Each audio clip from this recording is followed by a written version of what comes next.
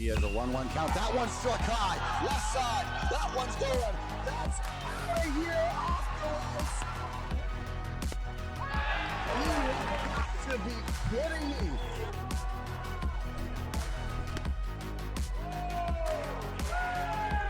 Fireworks.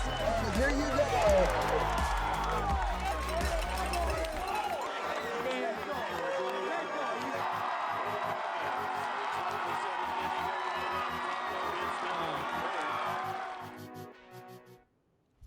And welcome all, ladies and gentlemen, inside High and Tight Ranking Reveal Show here on the IAbaseball Network. Once again, thanks for joining us as we get the chance to explain a little bit about our rankers and what they decided to do going 1A through 4A, and we'll break down some of that along for the ride. A lot of fun here. And as always, make sure you go ahead and give your thoughts, comments, more. Hit us up where we are off, where we are at the right spot. You know, in the end, hit us up wherever you get the chance here.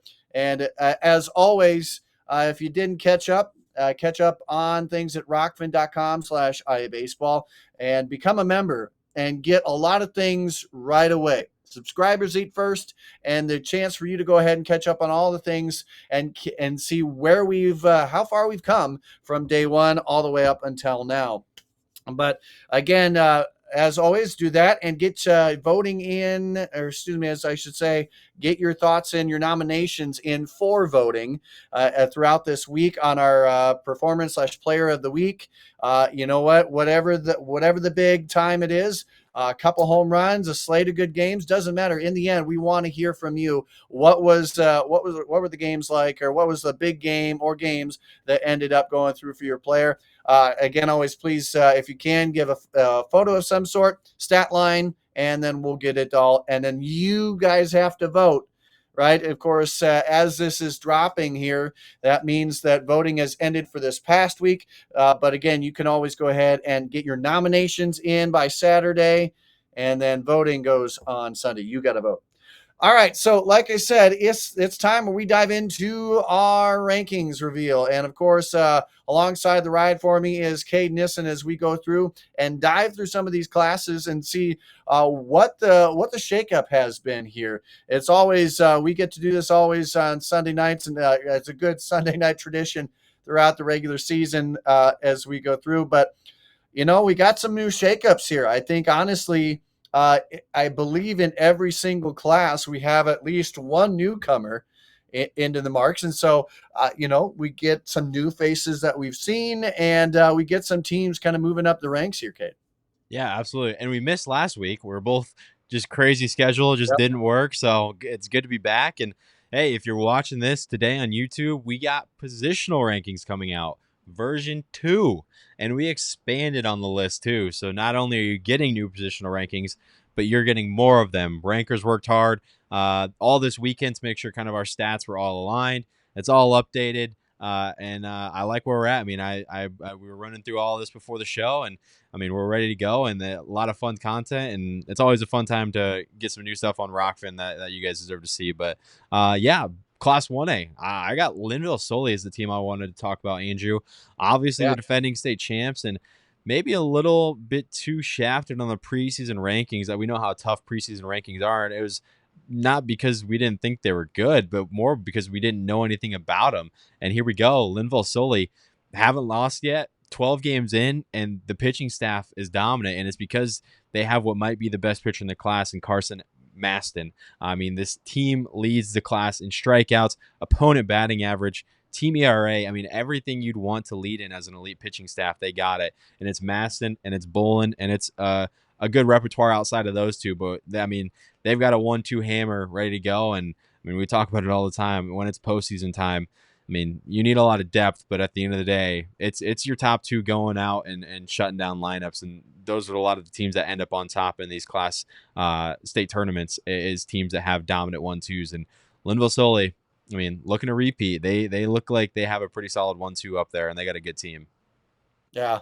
And, you know, rightfully so. This is a team that we've seen have it before, and there's always those questions about what the next year is going to be like after you lose somebody or lose a couple guys, or just can you sustain what you did the year prior.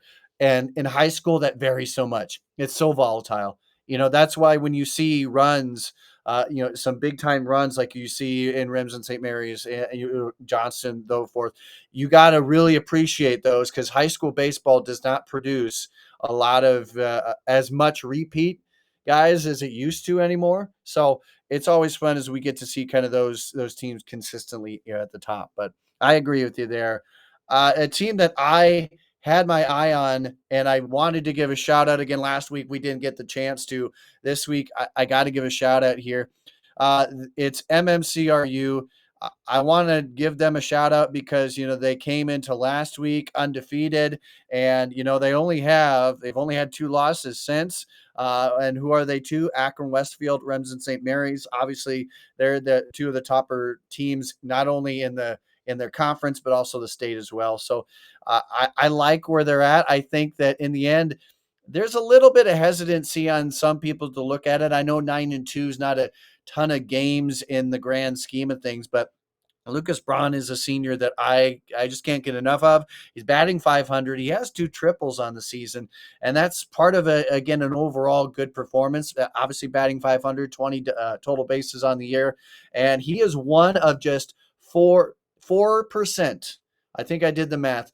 4% of batters in the entire state to have an OPS over 1,000, just 4% in the grand scheme of things. So that is something that is impressive. And in the end, you're going to see him do a lot more as we go through on. And so Marcus Meriden Claycorn, MMCRU, they're certainly a team that I think is worthy of getting notice and getting reference here as we go through on. And so I think they will be a spoiler alert team as you go through. I think right now, I think they're getting overlooked just a bit here. I love the fact that they're in the rankings now, which is great, but you really can't overlook them going forward. Yeah, quickly before we move on, it's crazy how much difficult. I don't know difficult. It's crazy how different ranking 1A is to 4A. I mean, people don't know. I feel like people don't know this. 1A, there's like 120 teams, and you got to pick Yeah. the top 16. That's tough. Or 4A, it's difficult in its own right because there's only like 55 teams or something. So you're kind of picking from a smaller crop, but it's harder because I don't know. 1A is tough. There's a lot of teams that could definitely be ranked, and I don't know. I give props to our 1A ranker because that's a lot of schools to look at. But moving on to Class 2A, where again, there's a lot of teams, Andrew. I'm going to give some love to Regina Catholic. I like this team in the preseason, and they're off to a hot start, and they're led by a lot of underclassmen. 4 of their top 5 hit leaders are sophomores, and they got senior Connor Nickpon leading the way as a senior too. Will Litton, I remember talking about that guy as an 8th grader a few seasons back, about how dominant he was on the hill, and here he is as a sophomore doing the same thing. 18 innings, 33 Ks, and a whip below 1. And this team's top 5 in Class 2A in fielding percentage. Probably a lost art and something that we don't talk about enough, but I think you'll probably see a common trend in teams that are in that top 5 category in fielding percentage are going to end up on this list, and Regina Catholic is one of them.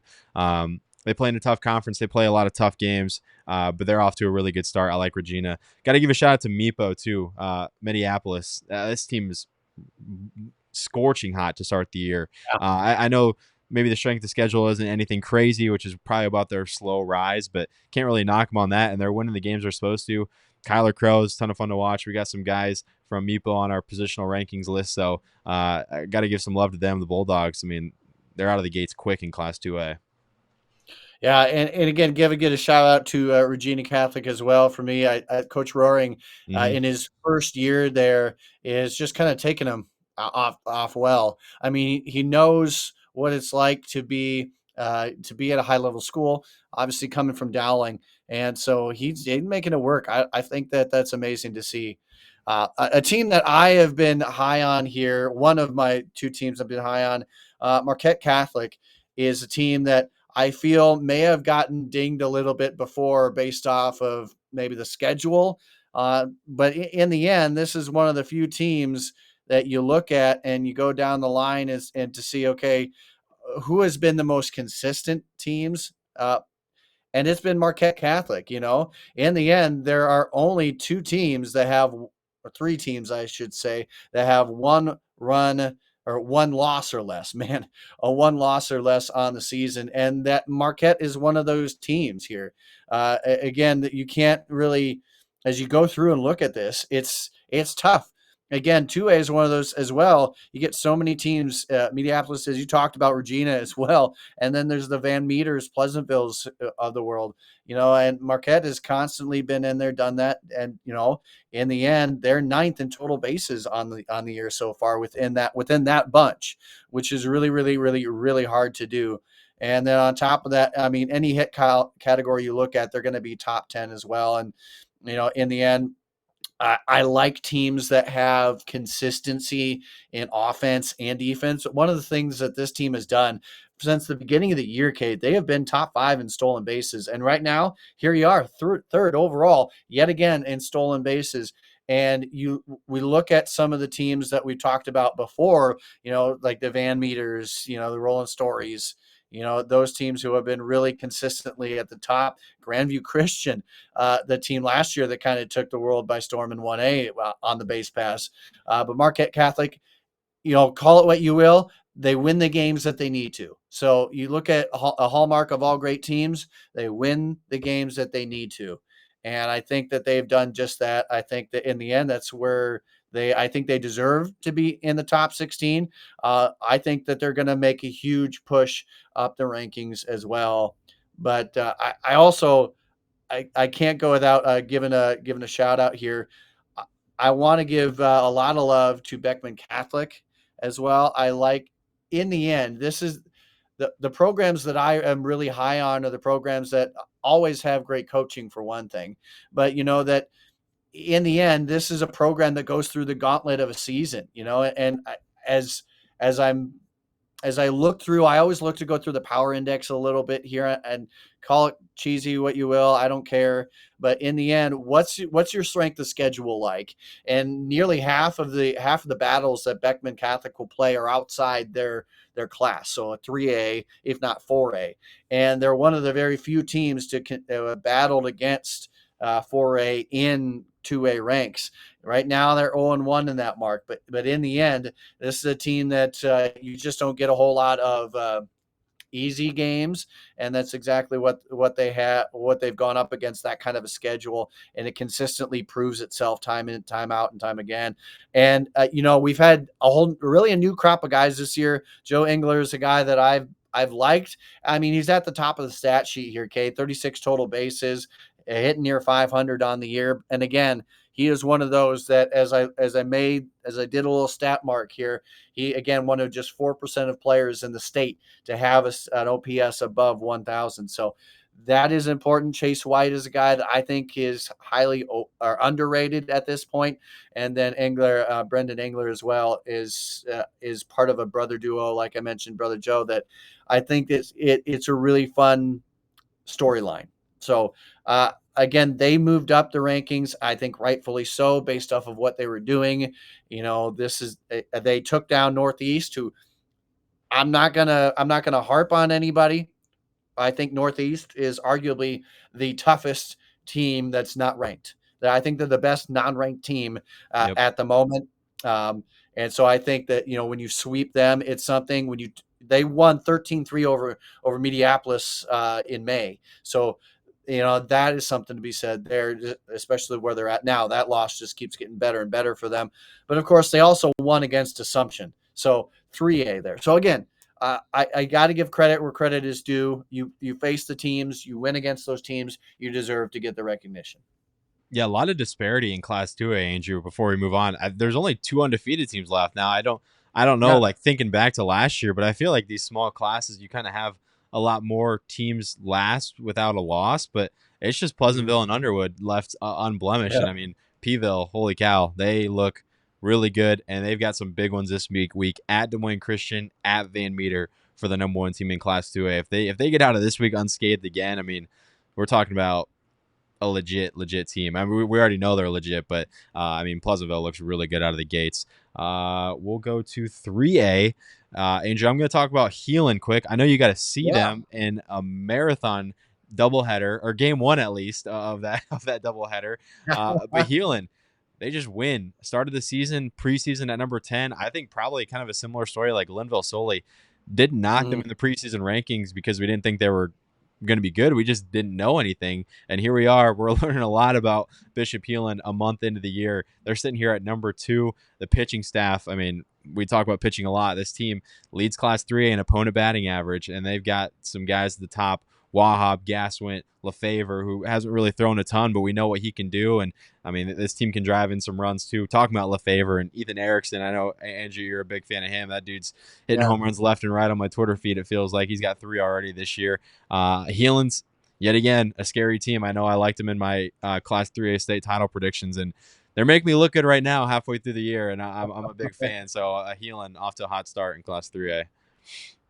Yeah, I'll piggyback on what you just said there. Again, a lot of it, in that game 1, they were down 5-0, and they went on to flip that to have a 6-run lead.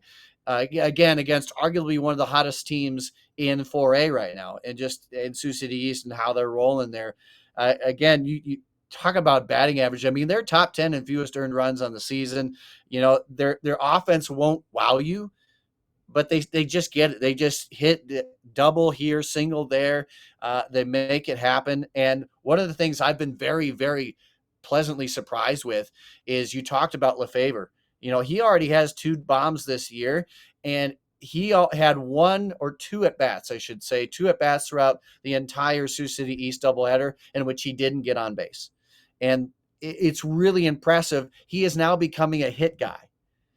And not taking it any way. He just hasn't had as much as we've seen last year on the pitching side of things. But we saw that 8 strikeout when I saw him 8 strikeouts against East. So I think he is truly, at the beginning of the year, I saw him at the PBR Iowa Spring League. He talked about just coming into his own, becoming more well-rounded player. And I think we're seeing that develop before our very eyes right here. Absolutely love where he is at. So yeah, I love that. And then for me, a couple teams that I want to mention here, which, by the way, I think 3A had a collective or overall like a little step back in the week this week, because you had some teams that just had some uncharacteristic losses, and we'll get to that here in a bit. But I think a team that I have to give a shout out here, that last week we got a little bit of a emoji about thinking emoji for MOC Floyd Valley, and I got to give them some love here, because I'm glad the ranker decided that it was now time to reward them for being the only team left in 3A undefeated as they are. They're beating the teams they need to. Brooks McCarty is unworldly at this point, leads 3A with his batting average. I mean, 40 total bases. You can't ask for more than that. And then the guys that we don't hear about as much, Caleb Korselman has 26 total bases. Henry Heller's a sophomore with a heck of a last name, because it matches Coach Heller at Iowa. So I got to love that part about him. But then he leads the team with 16 runs driven in. So, I mean, 1 through 9, heck of a lineup there. So MOC Floyd Valley, big shout out. But then you and I had a conversation a while back, Kate, about Carlisle. And I think Carlisle, I'm loving the fact that they're in. I think Humboldt got bumped out just a little bit because of what Carlisle has done. But to give you context here, Boone, I believe, was averaging roughly 7-8 runs a game coming into that doubleheader. They scored 1 across both games, and that was a big push for them. I think Carlisle, in the end, loved that coaching staff there. Remember when they made it to state a few years back? It was just a heck of a run for them, and that was pitching that I think put them in there, and pitching gets them there again, because offensively you're not going to look at them and say, oh yeah, top 16, but defensively they're one of the best defensive teams, and they got a couple guys in here. Mowinkle, that is one of those guys that, again, he's number 2 in strikeouts in 3A. So you got to like where they're at there. Honestly, I like how they have put together slowly but surely a solid season so far. 9-7. Most people won't look at that and say, "Oh man, what great stuff!" But They won against some teams that they've needed to do so. They've had a pretty good job. And then again, I mentioned Owen Johnson. He's a guy I think you need to put a big pin in and make sure that you don't forget his name. So, I think in the end, I think 3A, Kate, I mentioned it.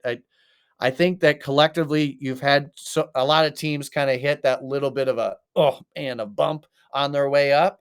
And you've seen a couple teams roll on down there. I know Algona fell just a bit, but they're still a 14-win team, so you got to like where they're at. But I think this was a 3A kind of had a little bit of a step down compared to the other classes this week. Absolutely. Well, we're a month in, so it's a good time to get that out of the way now. And I Yep. think each week we're learning more and more about these classes. And we learned a lot about Class 4A. And Andrew, I know we missed last week, so we didn't get to talk about your new number one team. In fact, your new number one, number two, and number three team. They're the exact same from last week. Some new faces, you could say, kind of coming on the scene. Prairie, I mean, the P-Hawks, kind of everyone in Class 4A is kind of 20, 21, 22 games in, and Prairie just has their stamp on like every single offensive category. I mean, stolen bases, hits, runs. I mean, you look at it, they're either leading it or right at the top. That's a really fun team. I know they suffered their first loss, but that's 20 and 1 out of the gates. Yeah. Extremely impressive. But I got a chance to go to Ankeny Centennial PV, check out that doubleheader. Centennial had a really good week, and obviously our ranker rewarded them, swept Dowling, split with PV, and then you go and sweep Valley. I mean, that's a heck of a week for a team that I believe started the Class 4A preseason poll unranked, but here they are, and Will Morris is a guy that you should know in Class 4A, junior for Ankeny Centennial, plays a rock solid third base, leads them in pitching, leads them in hitting, and they got a tough lineup that up and down just produces. I mean, they beat a tough pitching staff in PV. I mean, they scratched a few on Dalton, and that's not an easy thing to do. And so they showed up. I was really impressed with Centennial. Was really impressed with PV. I think that is very worthy of a number two team. So that was a really fun doubleheader. Glad I got to go see that. And that's kind of what sticks out to me in Class 4A. Angie, what sticks out to you? For me, I have a couple things. First and foremost, I got to give a shout out to a team that finds a way to win, especially on the road. And by my account here, the only team to go undefeated on the road, excuse me, one of two teams, I should say, one of two teams to go undefeated on the road, and that'd be Johnston. Right now, 6-0 on the road, and they've strung together some good games here lately. I mean, they've been on top of it since losing, or I guess splitting against Valley. They have just been kind of on a roll here. 7 in a row? They've swept Urbandale. They swept Waukee Northwest, who again up to that point took down previously number one Waukee, Yep.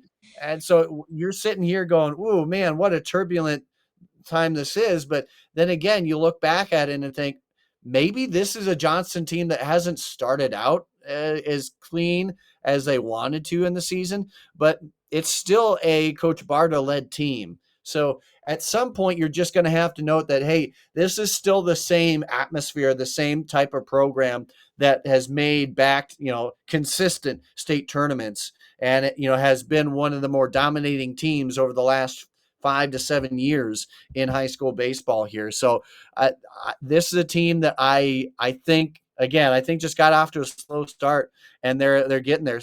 I'm a huge fan of the Sacramento State commit in Sam Kemmer. The guy, he just everything he does, he puts it in 100%. The guy does all he needs to do. He's tied for the team lead in total bases on the year. He has 19 hits, but I mean, he does everything possible. And then a guy that, I got to give a lot of love for, and he may not have the best average out there, but Will Nuss is a guy that I think, truly, I am so glad he's heading the baseball route, because he is one of the best gems that baseball has had in the state of Iowa. He's been starting since a freshman. And let me tell you this again. I've had scouts tell me that they go to check out, sophomores and juniors on the JV team for Johnston, and this guy has managed to make his way on the varsity for 4 straight years. So that does tell you a lot about where he's at physically, but also mentally. The guy still has 25 total bases on the year. And I think that it'll come in. I think the slow start for him and the squad, I guess, are melting away here. In the end, just 6 losses on the year. That's something to be proud of, a good proud point for them. So, again, I love Johnston. I think that they deserve to go up those spots. They can keep moving through the ranks.